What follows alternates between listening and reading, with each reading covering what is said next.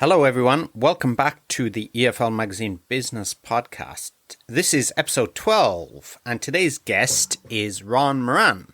Ron Morrain is an American and currently lives and works in Germany. He is co-founder and director of studies at the Language Learning Centers Europe, which is headquartered in Duisburg, Germany.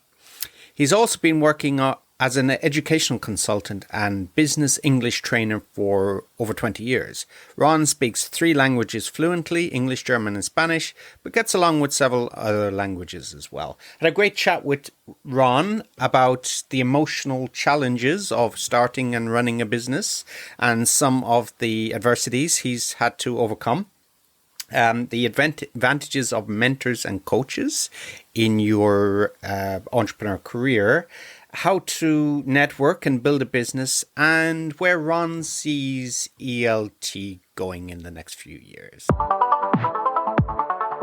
Hey everyone, buckle up for a new episode of the EFL Magazine Business Podcast, the one and only podcast made to help you launch your business or take your existing business to a level of success you could never have imagined.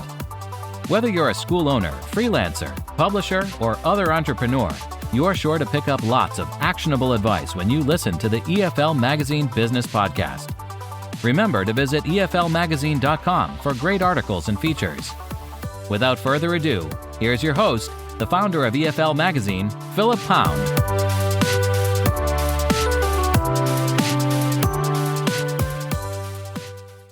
Hello, welcome back, everybody. And I'm really happy today to introduce Ron Morrain. Ron Morrain or Ron Morrain? Ron, how do I say it? Morrain. Morrain. There you go. So I should have asked you that before. But anyway, Ron. And Ron, where are you now? Well, I'm located right outside of Dusseldorf, Germany. I live in the southern part of Duisburg, Germany, a city of about 400,000 people. And this is where is my home. Unfortunately, you won't be able to see this, but Ron is, I think it's the most beautiful living room I've seen in a long time, really, where you're situated. It's so tastefully decorated. It's really lovely. So Ron is, what should we say, Ron, founder, managing director? What's your title? You have a lot of hats, don't you? That's true. Well, I'm employed at the University Duisburg-Essen. I work in the personnel department, and I am responsible for the planning, implementation, and assessment of language training programs for the administrative staff as well as the scientific staff. So that is, I would say, my full-time job. But I am the founder and owner of the Language Learning Centers Europe, based in Germany, and am also owner and operator of Syntax Solutions located in the Netherlands. I think that covers some of the points there. Fantastic. So much to talk about. So we'll get started. Ron, where are you from originally? You're from the States, Texas, is that correct? Oh, yes, I'm a Texan, but I'm a native Houstonian. Was born and raised in Houston, Texas. My parents are, my father's Spanish from Barcelona, and my mom is German from Essen, Germany. So I grew up in Houston, growing up with multilingual, and I just thought that every father spoke Spanish and every mother spoke German. And that English was sort of the language we used at school. Mm-hmm. So from the very outset, you had a international life. You had, your mother and father are different. Did you feel like a fish out of water?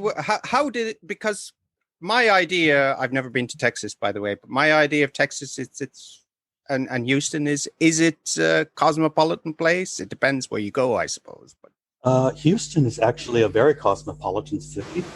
The metropolitan area has a population of almost 8 million. It is one of the largest cities in North America, and has an unbelievable cultural scene. It's just great for, it's very international. It is the home of major universities. It is the home of the Johnson Space Center. It is the home of the largest medical center in the world, the Houston Medical Center. So it has a lot to offer. But I must say that if you don't have a car, you're not going to see very much. I suppose from the outside, we think of Texas, oil men and ranchers and all the usual 10-gallon hats and six-shooters. Oh, they're still there. They're still there. Yeah. And heat as well, of course. And I actually realized, Ron, your accent changed to more Texan when you start talking about Texas. Have you noticed that? Has anyone ever told you that before? I don't know. I don't. Yeah.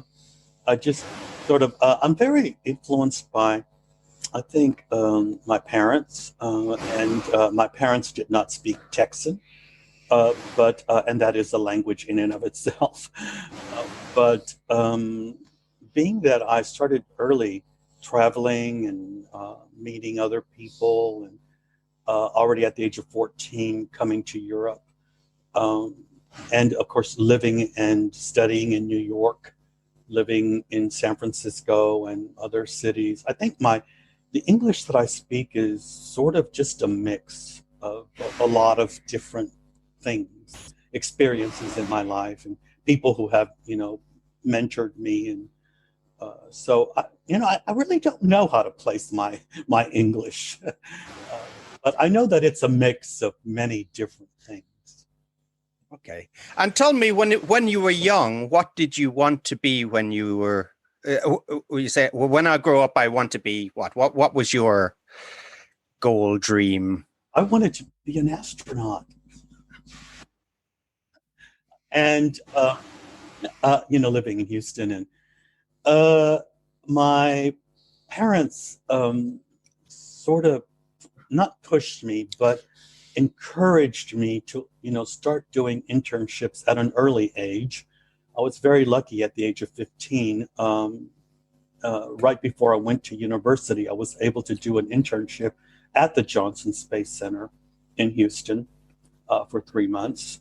And I soon realized that I was afraid of heights. And so that dream of wanting to become an astronaut was not going to come true. You would never have even got up to the platform, to the rocket. I mean, I was scared to death.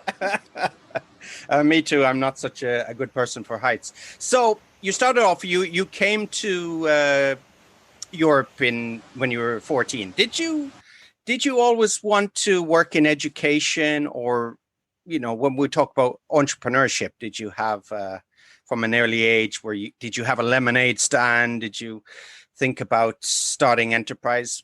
How did that come about? Well, as a child, my parents, my parents are war children, and they were very influenced by World War II. And growing up with that, my parents were sort of very pushy about, really education, and we had private tutors in our home. Everybody in my family plays a musical instrument. I'm the youngest in my family. All of my older brothers and sisters, including me, we all went to university. My mom was an academic. And those influenced me a lot. And after my internship at the Johnson Space Center, I knew I couldn't become an astronaut, so I had to, hang that up. And after my first trip to Germany, my mom's sister was a teacher here in Germany. And spending that summer with her, I just admired her so much. And I realized that I wanted to do what she was doing. I loved her passion, and I loved the way she started teaching me German. And that to this day influences me very much in the methodologies and approaches that I use to teach. Now, while she never called it task-based learning or, PBL or whatever. I don't even think she even knew the terms, but she was using that to teach me German by throwing me into real life situations. And because I liked what she was doing, I came back that summer and realized that I wanted to be a teacher. Now, I didn't know what kind of teacher. That would come later. But being a teacher was something I had I just wanted to do it. And it would take several years before I would actually step into a classroom. Again, I was very lucky. I met great mentors along the way that influenced me. And they, even to this day, still, the things I learned from them influence the way I teach foreign languages. Okay. And you brought up something really interesting there, mentors and role models. Tell me about the importance of mentors and role models in your life, in your career. Well, my aunt was a role model. I don't think she realized that, but she was. And as far as mentors are concerned, as I started to do more internships, I had good mentors and bad mentors. But it was my university teacher who just recently passed at the age of 92, who I always kept in contact with. Miss Cunningham, I just never could. She always insisted that I call her by her first name, but I just couldn't out of respect. But Mary Lee Cunningham was my first English professor at university and just highly influenced me, mentored me, and made it a little bit easier for me to make the decision that, yes, I wanted to become a teacher. She was my English professor. And she introduced me to a professor at another university. And her name was Louise Vanderhoff. And so these two women played a huge role in how I made decisions for myself early. So by the time I went to university and was, at university, and I did meet some other professors who just took me under their arm. And I am so thankful to them. And one was, I went to a Catholic university, by the way, and Sister Kenny, who was Irish, was my history professor. And I loved the way she conducted her classes. Now, Sister Kenny was at that time 82 years old. She would be like 120 now, I think, maybe even older. And I loved the way she told stories in the classroom. And I realized that storytelling was very important in learning. So that stayed with me. And again, she took me under her arms and would allow me to come to her office and sit with her. And she wanted to teach me, about storytelling and how important that was. And she would tell me stories and then ask me questions, and I would tell her stories back. What a great experience. And just not everyone is able to have that experience, that a professor would really sit with you and talk with you and help you to understand education and learning, but without ever using the word education or learning. It was teaching me. And those, again, are great experiences that I had with mentors that did influence my future decision to become a teacher. And so for our listeners who maybe don't have mentor at the moment or have not to now had such good role models, maybe, or they're on the lookout for someone to learn from, how would you go about that? Well, in today's world, we have social media.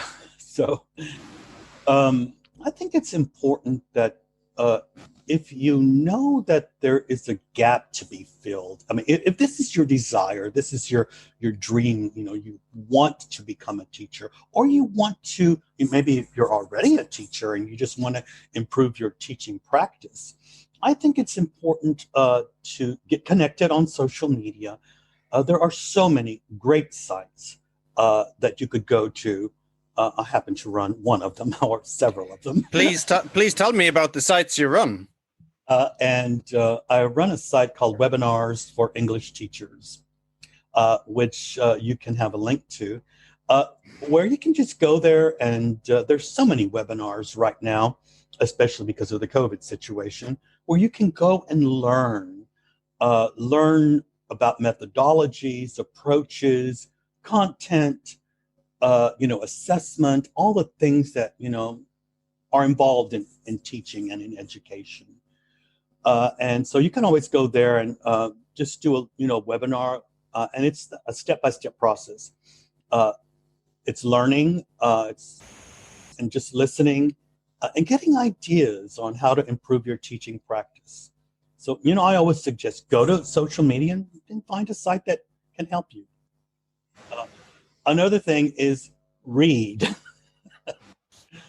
And Scott Thornberry has a fantastic book out, which I think for me is one of the greatest books he ever, wrote, on 30 methodologies and approaches to, teaching. And I suggest that to everyone. It's easy to read, and it's not too theoretical. Great explanations on some of the more important methodologies and approaches that a teacher can be using in the classroom. So for someone starting out, they want to start their own enterprise or school. You talked about methodologies and approach. What's best practice? What can you recommend for somebody starting a school? Well, there is that word, edupreneur. And before you could ever reach that point of calling yourself that, I think you really need to understand what an entrepreneur is. And now many people who want to start their own school are usually teachers who want to go their own way. But the first question you do need to ask yourself is, what separates me, from the other providers out there? What am I doing differently that could attract customers? Am I just, going to use course book driven methodologies and approaches to how I'm going to teach? Is that how I'm going to promote myself? And you really got to do some benchmarking, some research. Who are my competitors? What are they offering? What language are they using to sell themselves? And that takes a while, a little bit of research, because you do need to know what your USP is, and that is your unique selling point to what you're going to be offering. So now I had a business coach. I knew what I wanted to do. I've been in academia for many, many years. And I realized that I had a great product. And I had given a talk to the Ministry of Education here about task-based learning and project-based learning. And many teachers after my talk came up to me and asked me if I had a school where they could go to learn that. And I didn't. I didn't have a school. It was never my intention to open up a school. Now, my mother-in-law actually had a school, and I had been sort of, just dabbling and doing some tutoring and stuff. And all the participants at her school, because she was a teacher, were teachers. And she had asked me to do a class. So I just combined a lot of different things. But I do have an education in international business administration. So I knew that you do need to know a little bit about how business works. You can have great ideas, but you've got to be able to convert those ideas into a product. So, and you're going to need some help doing that. And I have to say that I was in a foreign country. I was in Germany. I'm an American, and maybe American ideas might not work so well in Germany. So I had to do a lot of research, a lot of thinking about how I was going to do this. And I just decided that I would go to the Chamber of Commerce here in my city and get some help on, how to start a small business. And I got a business coach to help me work out my ideas. So it's a lot of thinking. It's not something that's going to happen overnight, but you need someone to help you to, get all your ideas and put that, on paper. And eventually you're going to have to create an internet site to market yourself and use social media. I had a lot of people supporting me. I will not lie. I needed money. It's not something you're going to be able to do without money. So you got to think about that as well too. So think about your financial situation because you're making a big step to, become an owner of a business. I was lucky because I had a full-time job, so I didn't have to leave my full-time job and I could do it on the side. I never have quit my job as a professor at a university. I'm also lucky that my partner of 24 years is a pretty good businessman. And he took over the business, running it, doing the marketing, and he still does that full time. I have my full-time job at the university, but he runs the business, which is good because you can't do things alone. Successful people will always tell you, they're able to tell you stories about all the people who helped them to achieve their dreams and wishes and hopes. They didn't do it alone. And can't lie to anybody, I didn't do it alone. It was a lot of work with a lot of other people helping me along the way. I had a lot of questions. I had a lot of barriers to overcome. And one of the biggest barriers was money. And how much was it going to cost? And my mother-in-law lent me some money and interest-free, but I had to sign a contract with her, and she wanted her money back.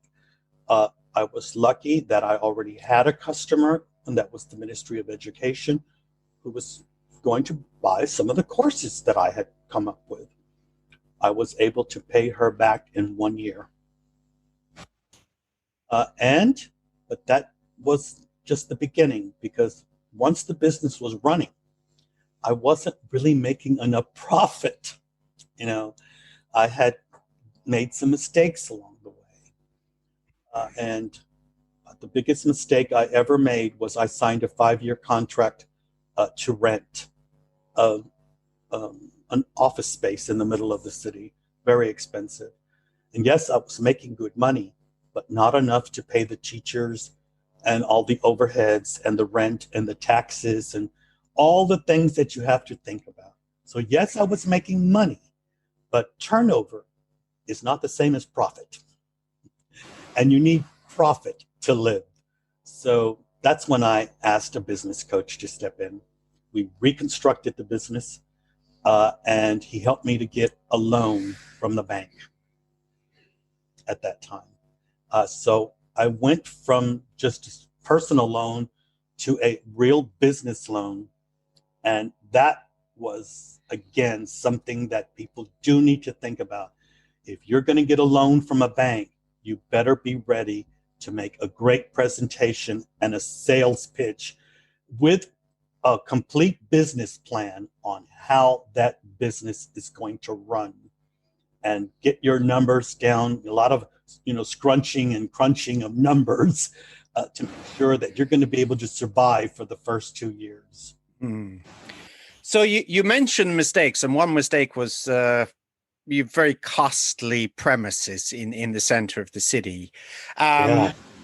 Tell me about other mistakes you made, and tell me about how the business was reconstructed, how you turned things around. You can't run a school without teachers. Now, every country has different, employment laws. So one thing is when you're opening up a business, you do need to ask yourself, how many people am I going to need to really, implement this product? Not just selling the product is one thing and marketing that product, but you will need teachers to help you to teach those classes. So you need to ask yourself, and that's a lot of knowing how how many hours does it take? Do I really need full-time teachers? Do I need part-time teachers? Do I use freelance teachers? All of those questions that need to be answered. Well, one of the mistakes that I made was I wanted to have full-time teachers to help me out. And that was a mistake because I realized later that I really didn't need full-time teachers, but I had them on staff. And hiring somebody in Germany or in any country is one thing because they have a work contract, but letting go of someone is very difficult. And so that ran into some legal problems there because you do have to follow the law. I was able to go from full-time teachers to part-time teachers because I knew how to schedule them. Knowing how to schedule things, that's also very important. And then finding the teachers that are qualified to do the classes. That was, again, where my recruitment skills came in. That helped a lot because you do need to have that as well, too. Know how to find the right people who are going to be able to not only implement the product, but live up to the TQM, that total quality management that needs to be there in any business. And that works as well in education. So, and we knew we had a great product, but no matter what you think about your product, you still need the right people to, deliver that at the level that you sold it at. And who is the right stuff for your company? Who are the right stuff? Who is the right stuff for your company? Who do you hire? Are we going to talk about the past or the future or now? Well, we can talk about the evolution. Who used to be maybe at an early stage, and who you've moved on to, or yeah. Because the answer to that is not simple, and I would say I would like to approach that question from now. That the present. I can tell you that I quickly learned, again, from mistakes, and who I thought were the teachers that could actually deliver. We had to make a change. The COVID situation changed everything. And the teachers who were great teachers in the past in face-to-face learning weren't the great teachers I needed for online learning. And that gap was digital literacy. Were my teachers that were going to help me to deliver this online product, were they literate? Were they tech savvy? And when I mean literate, I mean digital literate. And sad but true, most of them weren't. Again, a very false assumption that I had of the people who I was working with. I just assumed that everybody knew how to do it because I had been doing it for so long. And the biggest mistake I made was that, first of all, I had that assumption. And second, that I wasn't keeping up with market trends. And when I needed to move to online learning, I realized that I would have to train a lot of teachers. And training teachers is a very difficult process, especially when you need it now. Again, another assumption that we have is that teachers want to do it, and sad but true, but a lot of them don't. And so that arming of teachers that I had was quickly reduced down to just a handful. of people who were at least at the point where I could train them and get them online as soon as possible. So back to your question, what is the ideal teacher for now? I think the teachers for now and of the future must be digital literate. They really need to know what's going on, and they need to know the difference between what is needed to have an effective online learning experience and what is the difference between that face-to-face situation and the online situation. Now, great if they have the face-to-face experience, but as we get younger people in the industry, on board, the onboarding process for the younger teacher today is they grew up digitally. They're tech savvy, but tech savvy doesn't mean that they know how to do a class online. So you got to get them not just on board, but you got to train them. So a lot of training is involved, and for the more experienced teacher, seasoned teacher who's been teaching for a long time, that means change and them dealing with the change and getting comfortable with doing online teaching. I personally feel it's online learning is here to stay. It's not going to go away. And school organizations, whether they be a private language school, whether that be a state school or a university, I know that from our university where I work at, we're going to be online till 2022. And it's been a very, very bumpy roller coaster ride for many professors to make that transition to online learning and learning all the things that they have to learn, all the technology and different, pedagogical approaches to online learning. It's just not the same. So, and setting up all of those things, well, the university I work at, we have Moodle. That's the learning management system.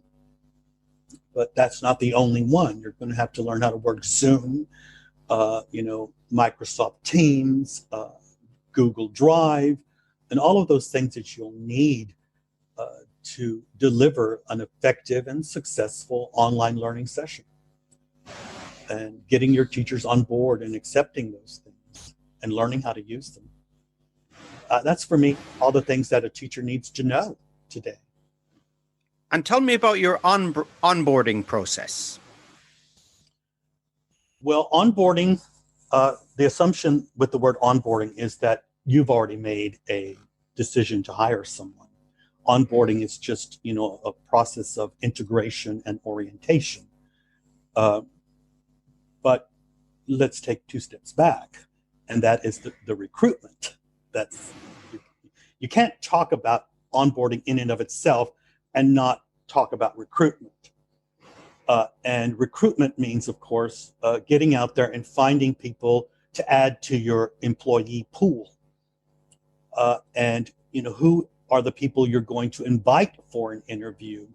Well, interviews today take place online because of the COVID situation, but that's not new. That's been happening for quite some time now. And that is a filtering process. One of the filters you can use is just, you can already see from meeting people online, their appearance, their ideas, what do they know?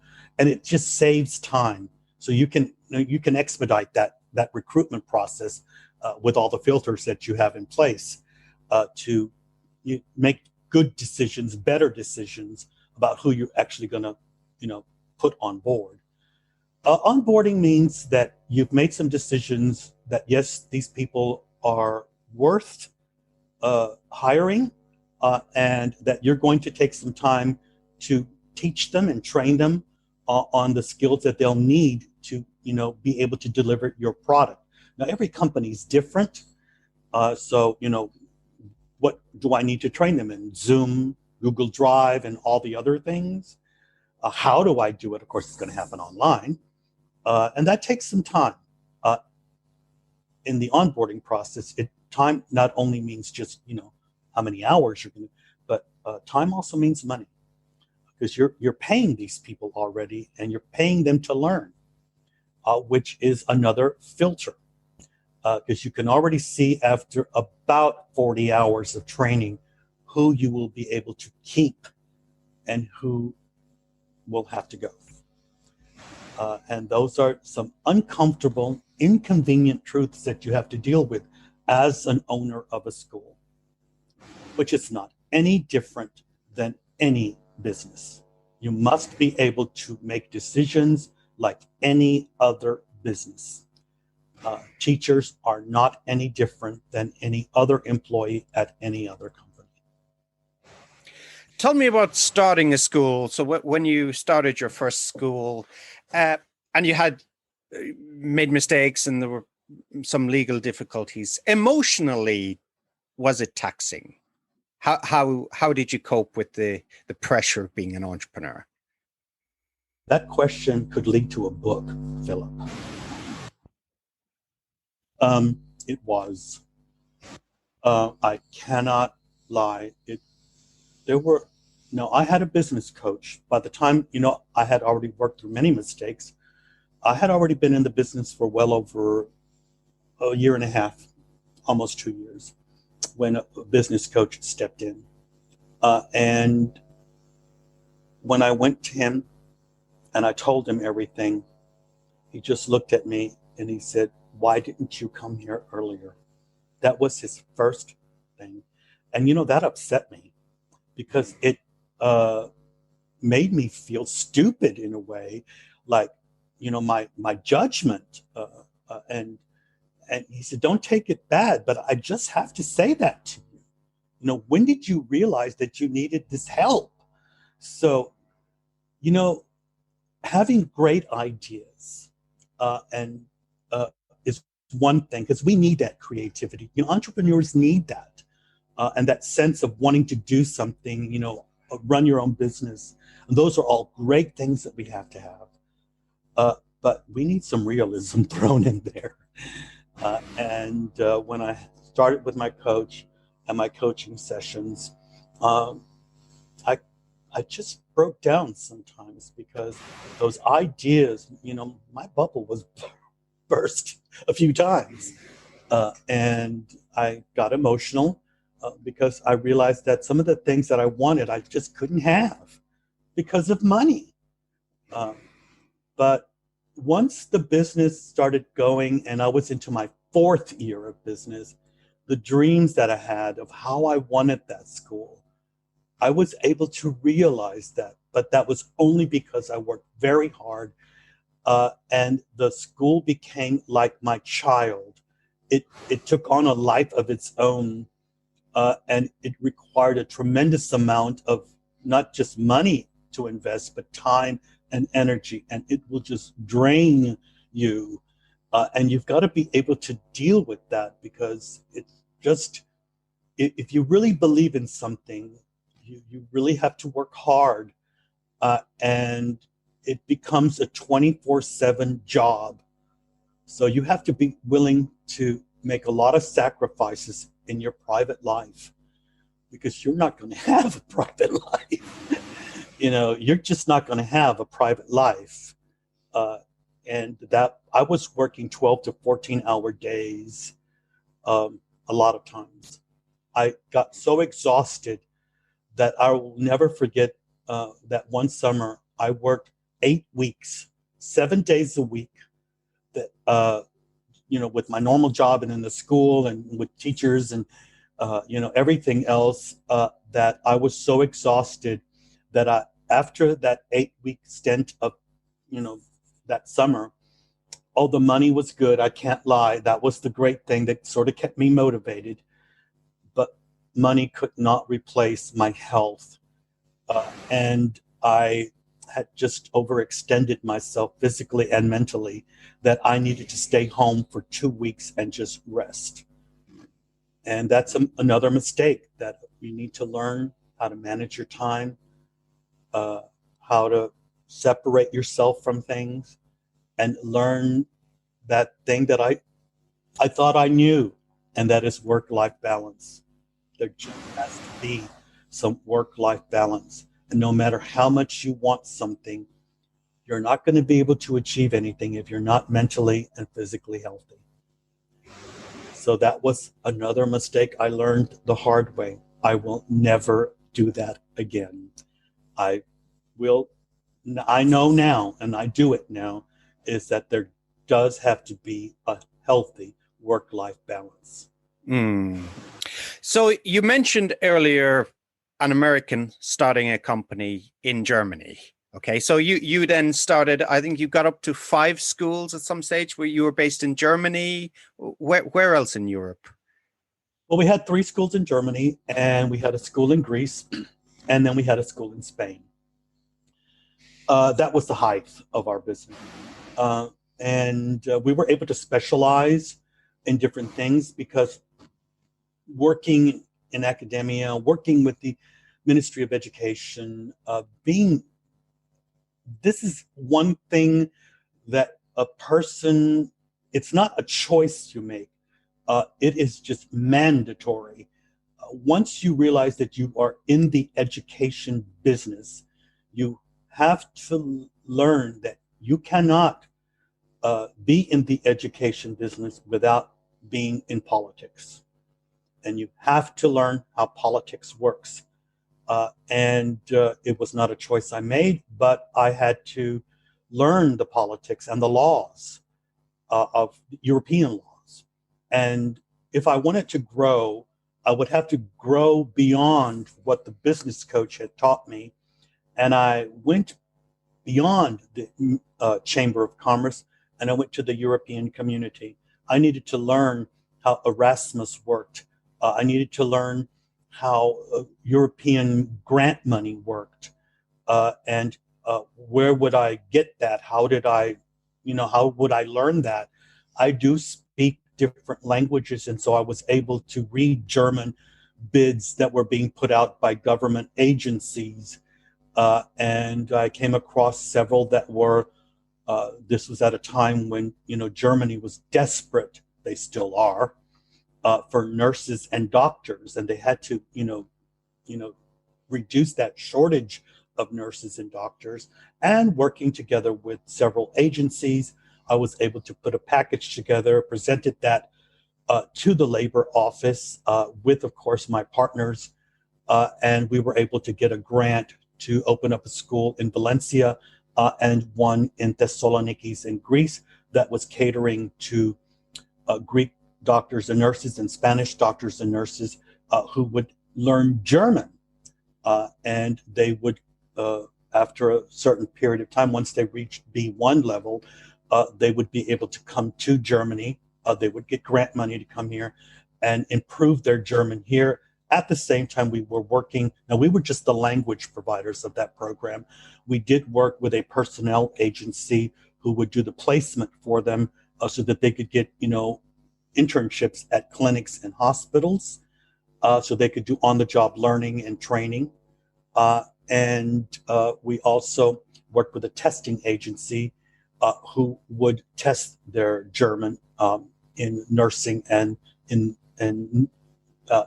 for doctors, because they also did need to pass internationally recognized certified test. So you needed a partnership, and that's another thing you learn from being in this business is, do you just work with, private customers? You have to make a lot of choices. Do you work with just ministries? Do you go beyond that? Do you cross borders? How do you do that? What are the laws, the tax laws? Where can I get the money? Who do I go to educate me on that? It's just an ongoing learning by doing, lifelong learning, and how you're going to grow that business and where do you want to go. We did it, but then again, as things happen, the Greek crisis came upon us, and we had to step out of that business because we were no longer going to get funding from the European community. So we closed our schools in Greece and in Spain because of that. It was a big disappointment for us. It was a great learning experience. And I'm not sorry for anything because we were able to make money on that one. Yeah, we didn't lose anything, but it was a great experience. And I just decided, okay, I'm happy with what we have in Germany. And the COVID crisis came, again, something that will affect your business. And we just decided, what a great time to restructure. So we used the COVID situation to quickly restructure and make a lot of decisions on how we felt, and a lot of strategic management decisions on how we would move forward. I'm happy with what we've come up with. And that was the beginning of Syntax Solutions, our school in the Netherlands. Okay, so you've really shown a willingness to learn. You have a natural curiosity on top of your doctorate. You have a doctorate and you have a business background.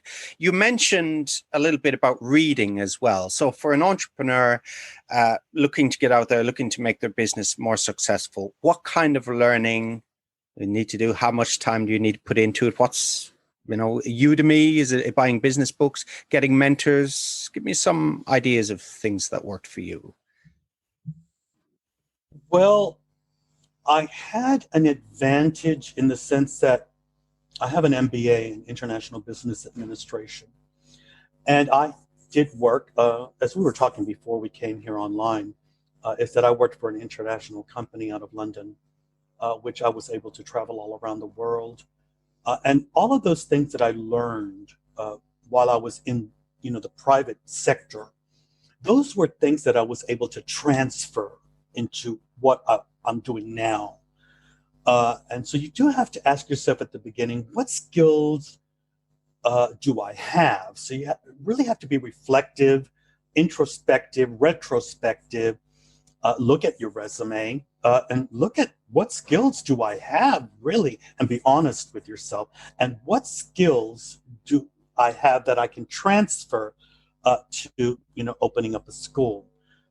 And that leads to another thing is, what do I need to open up a school? And then you'll be able to see what skills you have. Now, I waited too long to get a business coach. So what I'm saying here is, once you realize that you want to have a school, don't wait. Go to a business coach.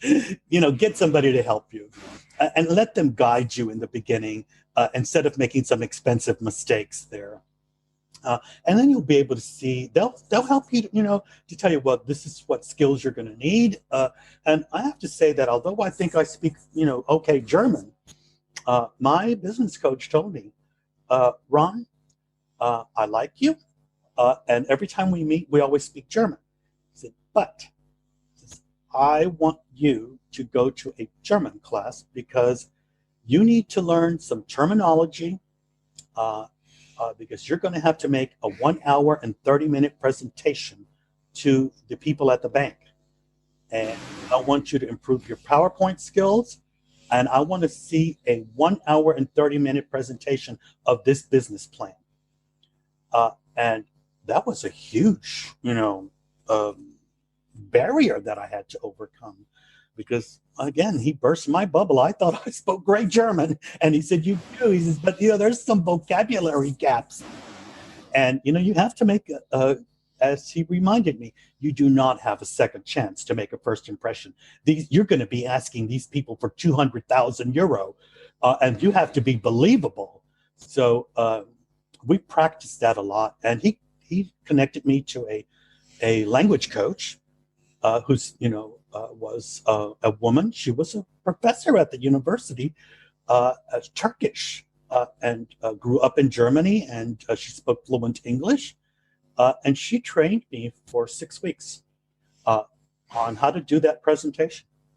So there's a lot of things that you're going to have to learn. So you had a big dollop of humility. You have to unlearn maybe some, you had an MBA, and so you go to a business coach in the first part. You have to say, I don't know it all. And you have to ask for help as well from other people. You use the word humility. And while we might not call it that, I think that every person will come to that point, where we're self-driven, we're self-motivated, we have entrepreneurial, instincts. We want to open up this business. We have all these ideas, and those are all wonderful things. You have to have that. You have to have that drive, but you must also have humility, because you are going to be confronted. And if you have a good coach, it's their job to confront you, to ask you uncomfortable questions, and for you not to become defensive and get your feathers ruffled, because these are the uncomfortable questions that are going to be asked of you at the bank. When you're asking for 200,000 euro, they're going to ask you some uncomfortable questions, and you have to be professional, and you have to, train for those answers. And a lot of that does mean dealing with some uncomfortable things about yourself. Again, you can have great ideas, but how are you going to market those? Because they'll listen to your ideas, but the first question they are going to ask is, great, that's wonderful. Can you please give us your marketing strategy? And if you don't have one, well, that's that humility. You're going to have to take a couple of steps back and create one, and not know how to do that. I was lucky because I worked at a university for many, many years, working with MBA students. And one of the projects we always worked on was, startups, creating a business plan. So I knew how to do that. I just thought that's that humility part. I overestimated my skills. And when somebody confronts you with that, you better take that as a truth. They don't mean that to be, mean to you, but you've got to accept that when a coach is telling you that, they're telling you that for a reason. And I had quite a few people, put me on the carpet.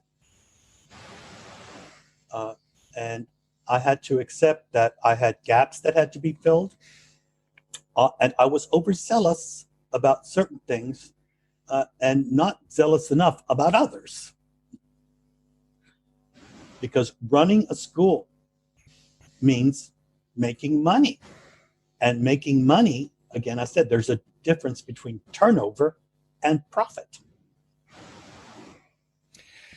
A lot of, along the way, entrepreneurs, a leading cause of entrepreneur failure or stasis, we could say, is the fact that entrepreneurs don't actually take action on a lot of things. So there's a kind of an analysis paralysis, there's planning, but it seems you don't have that. You've not had that problem. I mean, you just go ahead, you do it, and as the adage goes, you build the parachute on the way down, like they advise entrepreneurs to do.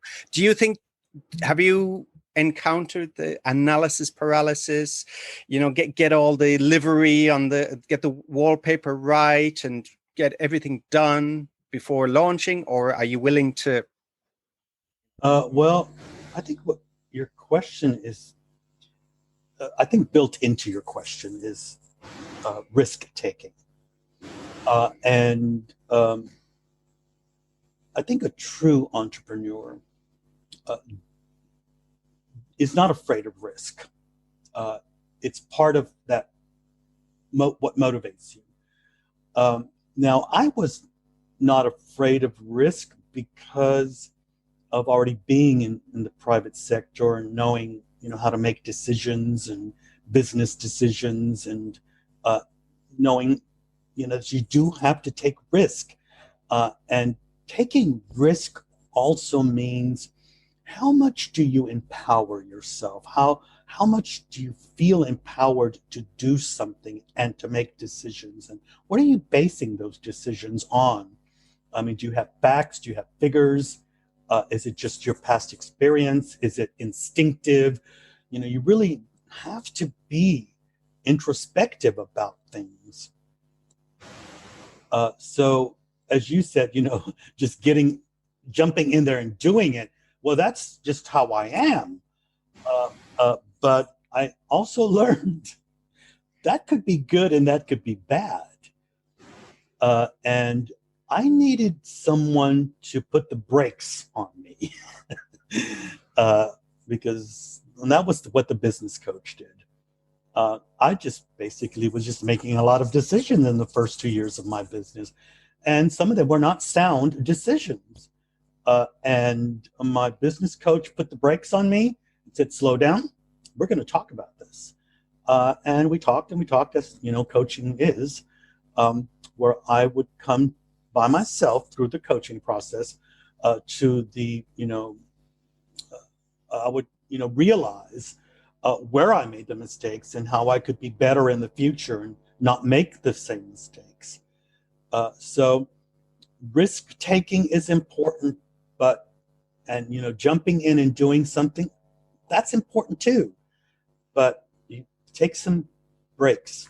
Don't try to do it all at once, and create a plan for yourself and talk that plan out with someone who does know how to run a business. And that's, again, get a business coach. Not your mother-in-law, not your best friend. I think a coach it needs to be someone who doesn't know you. So you were making too many decisions. One of the worst decisions I made, again, was I just assumed that everything I was doing was right because we were making money. But my partner he had a full-time job and he was doing this on the side. And he told me, he said, if you want me to do this as a full-time job, because that's what it is for me, a full-time job, because I'm not going to quit my job with the profit margin that we have, because it's not enough to support me and to just, make the money that I'm used to. That was the first realization I had to come to, was, if I needed him, but I needed him full time, but it was not enough money to pay him, and that's where I realized, how am I going to do that? And that's why I got a business coach. So, he was the one who forced me to deal with that reality. So, you got to have people around you that are going to help you to make sound decisions so that you don't make mistakes. Now, the mistakes that we make sometimes in opening up a school is we're led by idealism. That's what we want. But as my mom once said to me, when you go to a bank and you're standing in line to make deposits, you cannot deposit pride or idealism into a bank account. You can only deposit money. And so you've got to turn that idealism and all those dreams you have into a viable product that you can sell, market, sell, and get customers to pay you so that you can have money to deposit in the bank. So as you said earlier, turnover is vanity, profit is sanity. You better believe it. You took the words right out of my mouth. So if you were starting a business all over again, if you're looking at, where do you see the opportunities in the market? Well, I could just throw it out and say, online learning. But let's face it, how many people have, have that idea too? That's not anything new. And online learning is not new. It's been around for many, many, many years. And so you do have to decide if you're going to do online learning, that it's not any different than, opening up any other. Where are you going to specialize? What are you going to do? Is it just going to be online learning for, individuals, group classes, open classes, closed classes? Who's your target group? That doesn't change. Who are your competitors? And in the online world, whereas, you have a physical school, white box or what, four walls, whatever you want to call it. You have this physical location.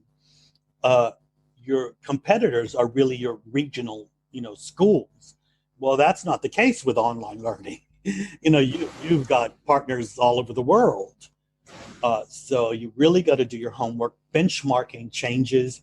You will have to decide what you want. Look at some of the people who are having success, and ask yourself, what are the lessons learned and best practices from my teaching practice, as a teacher face to face, and what can I take to the online world? Where am I going to be different? Because there's a lot of products out there right now.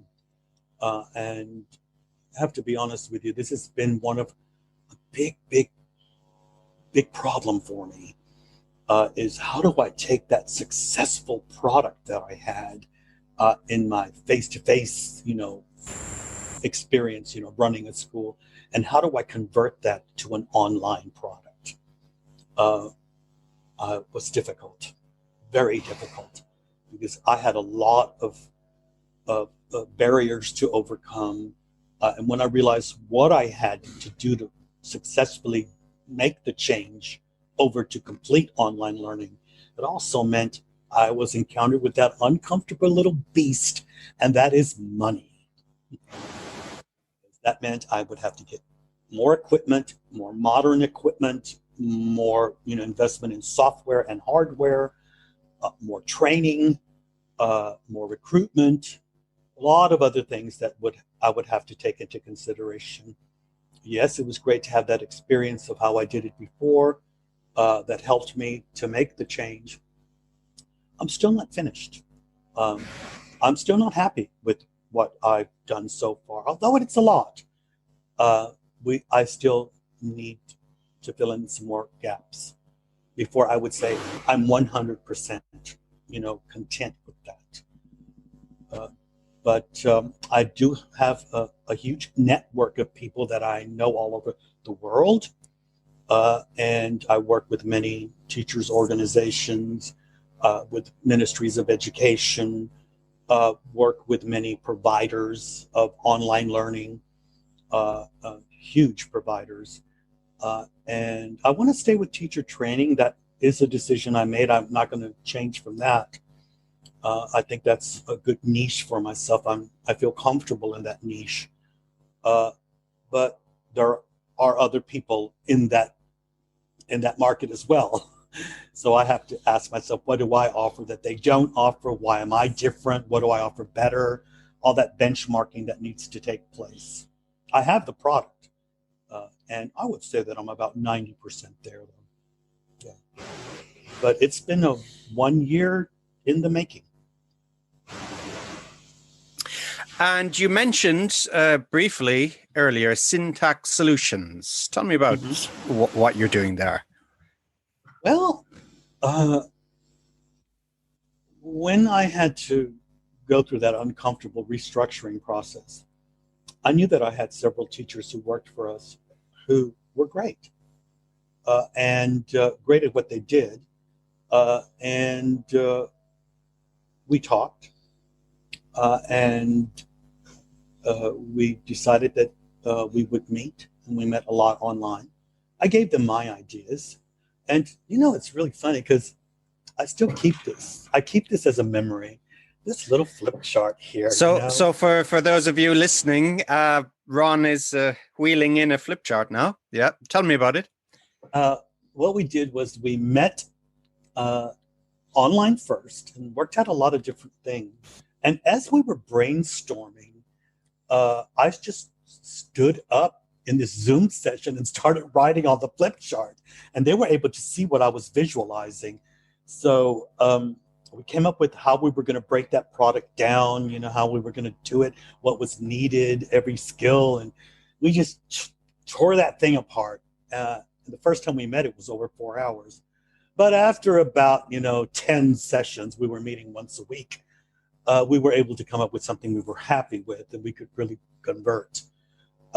And then me deciding who I would work with, The target group was clear.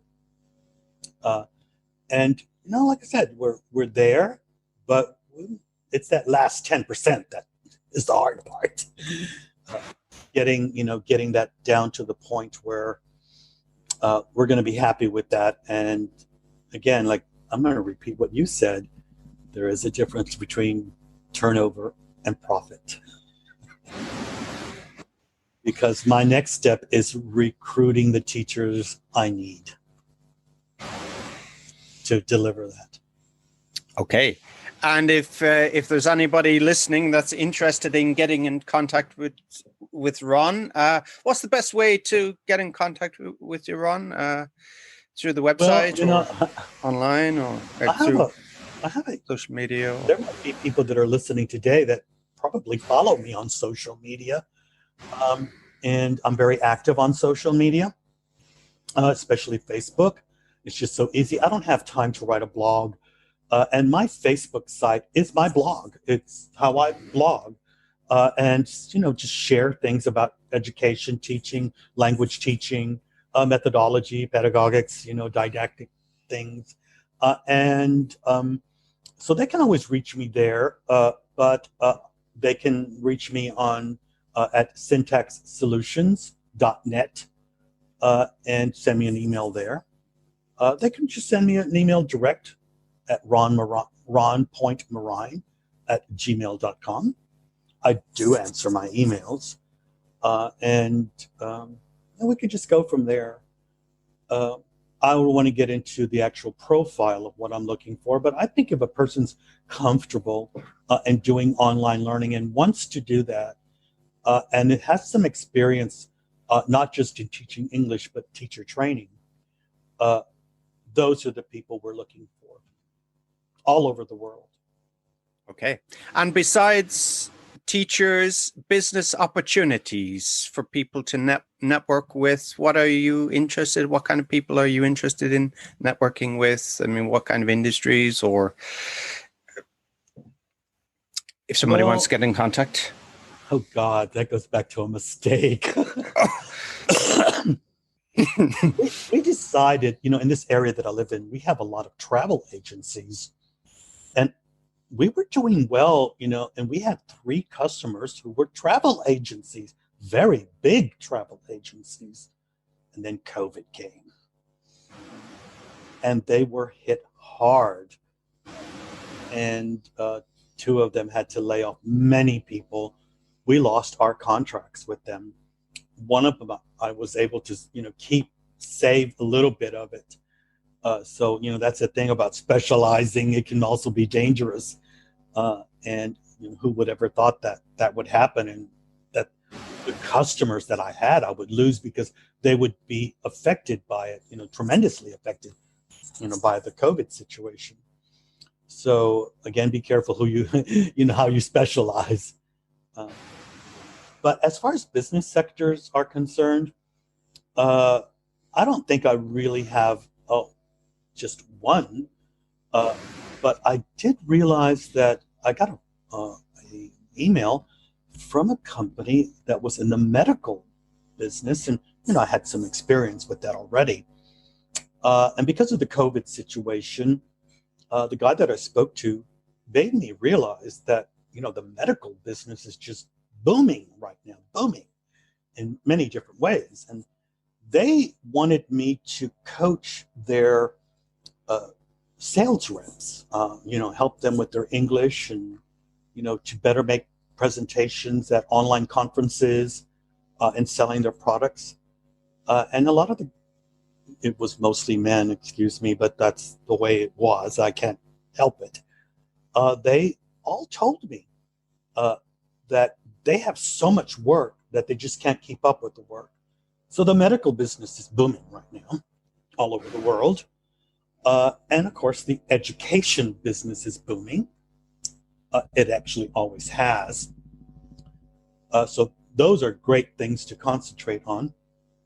Energy, of course, any kind of energy business. And travel will make a comeback. And I think that I'm not going to forget those, and I'm sure I will be able to renegotiate the contracts with my, travel agencies and as they make a comeback. But when you do decide to specialize in something and decide what sectors you want to concentrate on and target on, do ask yourself, what do you know about that business? Because that does help.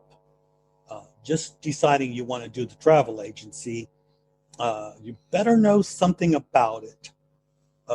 And being that I used to travel all the time, I thought I knew a lot about the travel agency. That was a misconception. That got debunked really quick. Okay, and that comes back to we had a chat with Rob Howard last week, and Rob gave very much the same advice. He said, stick with what you know, and don't. And he's very much against the phrase "get out of your comfort zone." So try to stick with what you know, what's familiar, and get the basics right first. Well, I wrote something that was very popular on social media about online learning is a 3-course meal, and cook what you know how to cook best. But I might disagree with Rob a little bit on that one, because that goes back to, that true spirit of entrepreneurship and taking risk. So, there is that saying, stay in your comfort zone, but I think you should get out of your comfort zone too.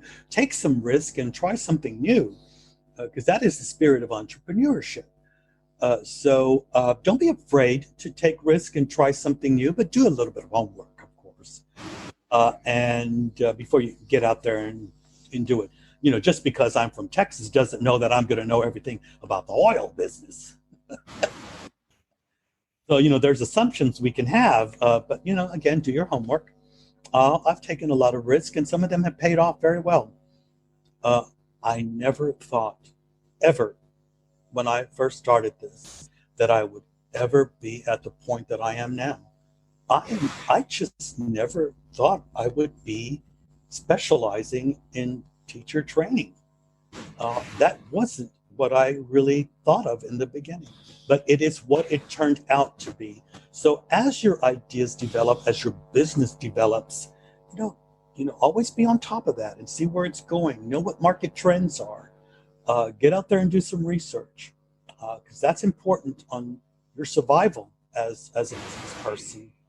I honestly think that those schools that are offering cookie cut approaches to online learning might not do so well. Maybe they might in the beginning, but the competition is tough, and people are very demanding, and more people know what a good online learning, experience is, and so you better do your homework, because online learning is here to stay. The competition is tough, and do know where you're going to specialize, what your niche is, how you're going to do it better, how you can provide something different than the others, and not only just say it, but you will have to prove it. Okay. Well, thank you, everybody, for listening today. That's a great place to leave it, I think, with that little nugget. It's been a really great pleasure to talk to you today, Ron. Thank you for inviting me. Yeah, I was delighted. I could stay going all day, but I have another interview scheduled in the next few minutes. And see you next time on the EFL Magazine Business Podcast. Thanks.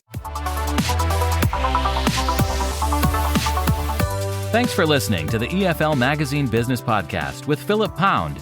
For more great advice and resources, check out eflmagazine.com. If you found this podcast helpful, be sure to subscribe so you never miss an episode. See you next time.